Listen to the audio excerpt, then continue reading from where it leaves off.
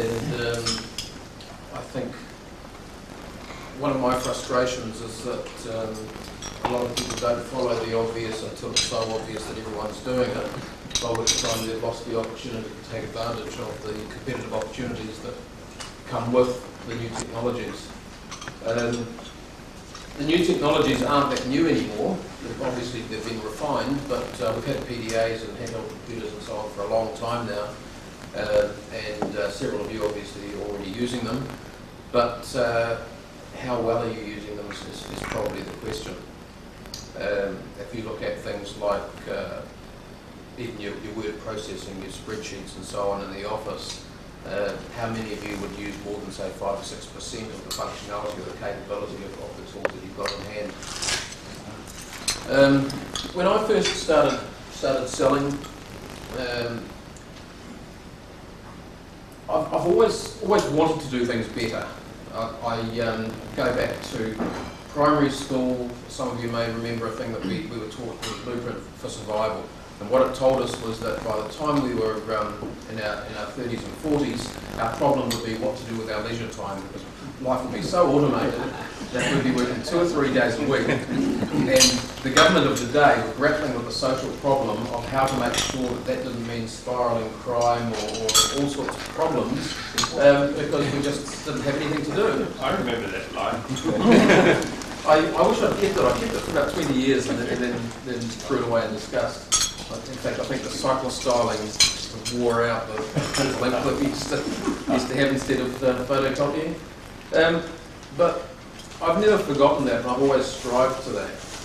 And in doing so, looking for smarter, easier ways to do things, I've found that it really works for me, but I've found it very difficult to encourage other people to do it, to do the same thing.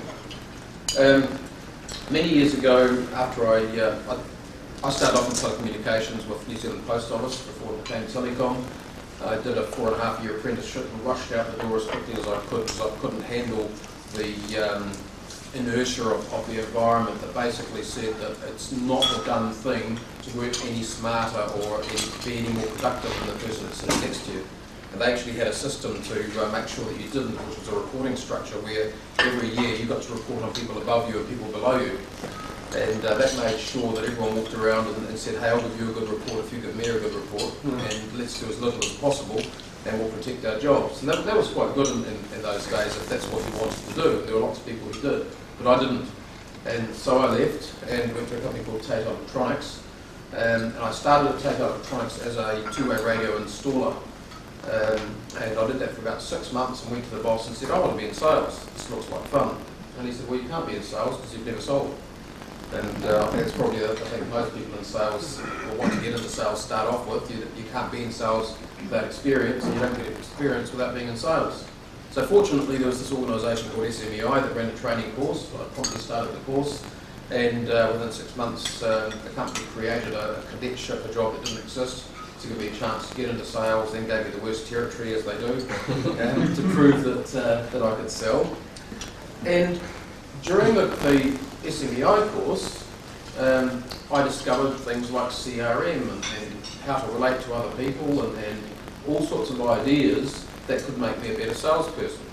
And it worked.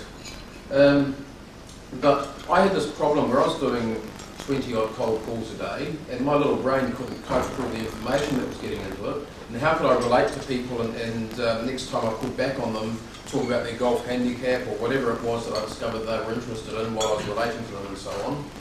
And eventually I invested in a computer, which I still have. Spectrum. In fact, the first one I had was a ZX81, and I got a 64k RAM card, and I was king of the world. It was awesome. And I got a database, and of course these things work with a cassette recorder, and you load your tape and load it on here and do lots of backups and so on, because otherwise you suddenly lose everything that you had. But this actually had a keyboard with keys that push it out. It was really cool. So in my little office at Tate Electronics, I had a desk that would be about half the size of that, and one of my clients kindly gave me a black and white TV, because that was my monitor, and I created a CRM system. And basically everything that I committed to, everything that I said on the calls that I made, Everything they told me that I felt was relevant went into the system, and obviously I had to print it out because I couldn't take my black and white TV with me on calls.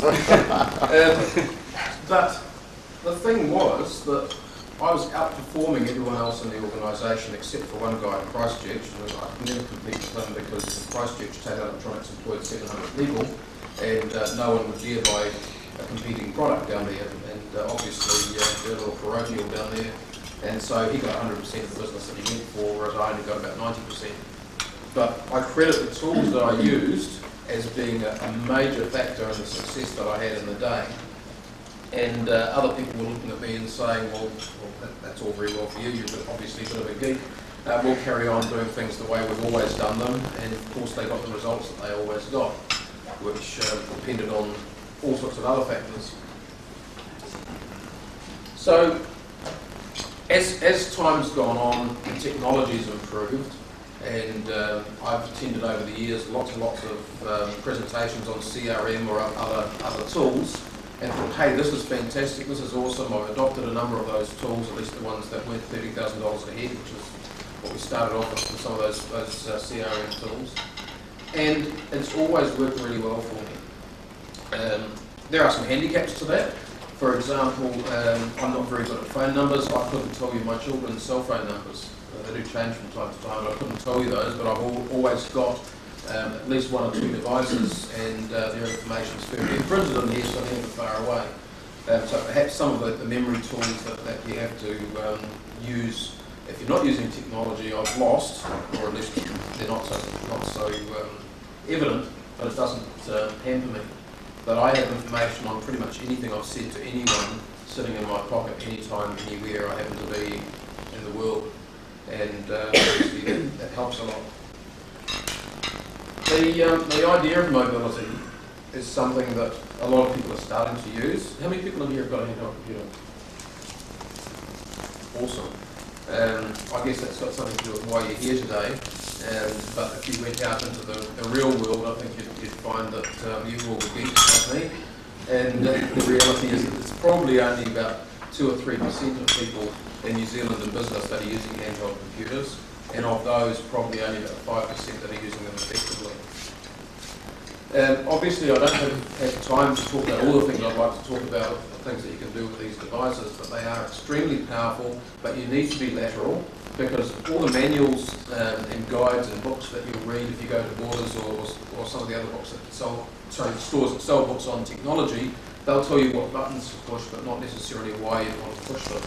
And that's really a weakness, and that's why I wrote Unleashing the Road Warrior.